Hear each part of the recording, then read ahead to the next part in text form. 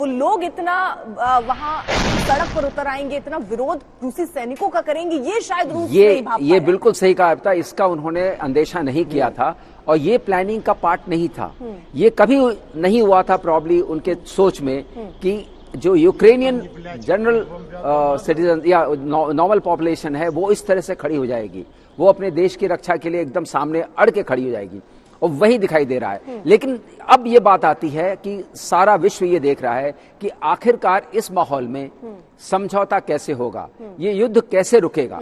हम 90 दिन में हैं, विनाश पूरा हो रहा है और बहुत बड़े विनाश की आशंका हो रही है, क्योंकि न्यूक्लियर पावर प्लांट में अगर कुछ एक्सीडेंट हो गया तो इसका बहुत लॉन्ग लास्टिंग इंपैक्ट पड़ेगा। लेकिन सर ये क्यों न्यूक्लियर पावर प्लांट पे क्यों हमले कर रहा है? वो तो तस्वीरें भी हमने सामने दिखाई। न्यूक्लियर पावर प्लांट को डिकैपेसिटेट करके वो कैप्चर करना चाहते हैं, क्योंकि वो that area is power generation hub.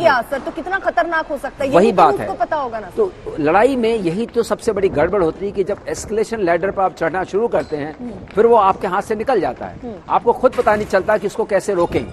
तो ये बेकाबू होने वाला है। बेकाबू होने से पहले अभी भी नेगोशिएशंस हो रहे हैं। ज़ेलेंस्की ने खुद कहा है कि मैं पुतिन से डायरेक्ट बात करने को तैयार हूं।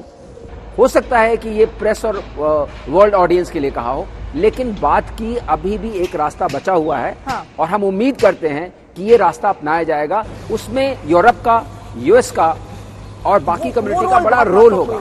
वो रोल बहुत महत्वपूर्ण है। जनरल सिंह, यहाँ पर पुतिन ये बात कह रहे हैं कि जो नागरिक है, विदेशी नागरिक, उनको यूक्रेन ढाल बना रहा है। वो ये बात कह रहे हैं। हालांकि अब देखिए जो बातचीत उनके बीच हुई, इस पर सहमति बन गई कि जो नागरिक वहां फंसे हुए हैं उनके लिए एक सेफ पैसेज दे दें ताकि वो वहां से निकल सकें। ये किस तरीके से हो पाएगा? ये देखें, ये जो कहना ये है कि रशिया कह रहा है कि यूक्रेन ने उनको ढाल बनाया हुआ है, यूक्रेन कह रहा है कि रशिया ने बनाया हुआ है, और ये जो है खास करके इंडियन स्टूडेंट जो वहाँ पर फंसे हुए हैं, इसके लिए फाइनली इन्होंने सीधा साधा हल निकाल लिया है कि भी ये दोनों कंट्री जो हैं, और ये प्रेशर पड़ा है फ्रॉम इंडिया की जो पॉलिटिकल लीडरशिप है कि भी हमें इनको सेफ कॉरिडोर देना है, तो वो उन्होंने मान लिया है।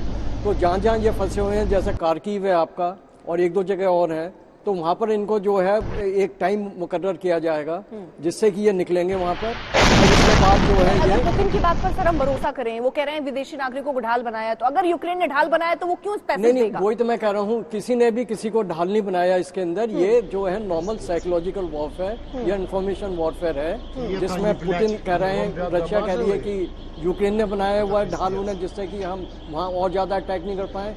यूक्रेन कह रहा है नहीं, ये तो रशिया ने बनाया हुआ उनको ढाल, जिससे कि हमारे ऊपर और वो पड़े प्रेशर। तो ये चीजें नॉर्मल चीजें ये चलती रहेंगी और इसके अंदर कोई सच्चाई नहीं है। पर फाइनली जो चीज देखनी है, जो टॉक्स के अंदर सिर्फ एक ही मुद्दे के ऊपर वो है। सर पीके श्रीवास्तव जी, ये जो तस्वीर हम दिखा रहे हैं, ये जो धमाका हम दिखा रहे हैं सर, ये किस तरीके का इलाका आप महसूस कर रहे हैं और यहाँ क्या टारगेट पे किया गया होगा? क्योंकि वहाँ लोग हैं सर, भागते हुए नजर आ रहे हैं, तो एक रणनीति के तहत हमले हो रहे होंगे ना सर? आप अचानक से किसी सड़क पर ऐसे तो बम नहीं गिरा दे रहे होंगे। यहाँ क्या स्ट्रैटेजी दिख रही है आपको? रणनीति देखिए, ओवरऑल रणनीति इनकी यही होगी कि जहां जहां से रेजिस्टेंस पॉकेट्स हैं, क्योंकि आपने और भी मीडिया से सुना होगा, सोशल मीडिया में भी आ रहा है कि यूक्रेनियंस मिल करके, इंक्लूडिंग द सिविलियंस और जितने भी उनके पास चीजें हैं, सब लोग मिल करके एक रेजिस्टेंस फोर्स क्रिएट कर रहे हैं। और यूक्रेनियन सिविलियंस की ट्रेनिंग भी हो रही है बंकर्स में, जिससे कि वो आर्म्स को ले सकें।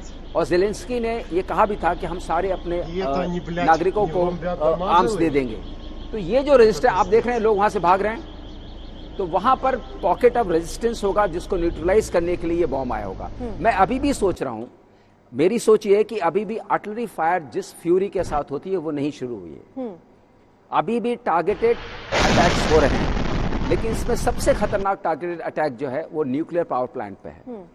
उसका जो, अगर वो आउट ऑफ हैंड चला गया तो उसका जो डिजास्ट्रस आउटफ्लो होगा वो बहुत ज्यादा होगा और बहुत लोगों को आने वाले कई डेकेड्स तक तंग करेगा। शर्नोबिल अभी भी एक घोस्ट टाउन है। हाँ। तो ये बहुत बड़ी मिस्टेक हो जाएगी और इस वॉर को एस्केलेशन लैडर पर जाने से रोकना ही है।